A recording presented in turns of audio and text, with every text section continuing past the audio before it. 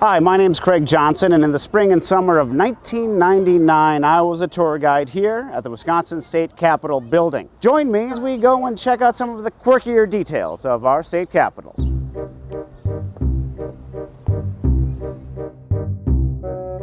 From the north wing of the rotunda, between the second floor and the third floor, on the fourth step on the left side, you can find a fossil. It is a fossil of a starfish. At the top of this stairwell is the north hearing room, where if you can get into that, there's over a dozen fossils of large mollusks. Here you can see one of these mollusks right here, and the largest one is over here.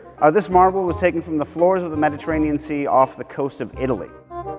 Guarding the entryways of the four major rooms on the third floor, you will find a badger, or it's supposed to be a badger. If you look at the original blueprints by George B. Post & Son, the drawings do look exactly like a badger is supposed to look. But the sculptor evidently had no idea what this mammal looked like. And so he made something that looked a lot more like a rat, or if you prefer, a weasel.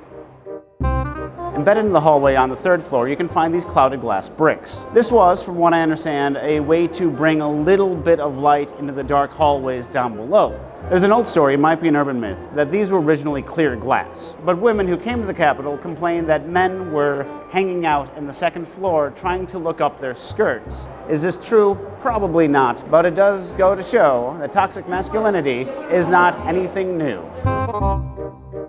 Some of the corridors of the Capitol have wall sconces that look like this. There's these rods bound with, I don't know, cord.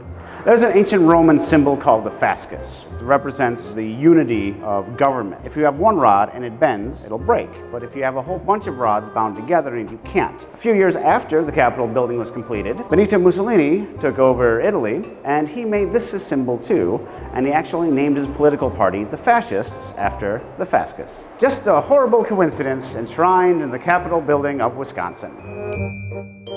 The major work of art in the Senate is the triptych right at the head of the room, which represents the building of the Panama Canal. The person on the throne is the canal itself, marrying the two oceans, the Pacific in green and the Atlantic in blue. If you look to the right, we have the nations of Europe, and on the left you have the nations of Asia and Polynesia. There's been some controversy over the decades that there are naked women represented in this picture, to which we say, get over it, it's art.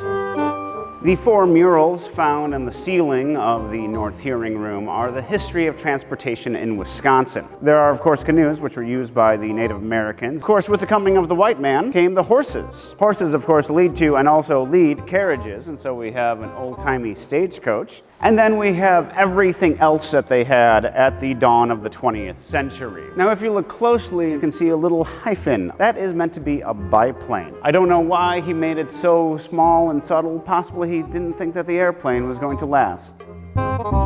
If you're coming up to the building from the Martin Luther King Drive entrance, and if you look to the left on the second story, fourth window in, and look at the right scroll that's holding up the pediment. You got this? Underneath that scroll, you can find an uncarved block. This is what is known as a Persian flaw. Persian rug makers, historically, when they're making their rugs, would always purposefully make one error. Some see it as a superstition that you don't want God on your bad side by trying to outdo his own creation, because only God can make something perfect. And so for all the beauty and grandeur of this building, this uncarved block is to show that the artists were only human.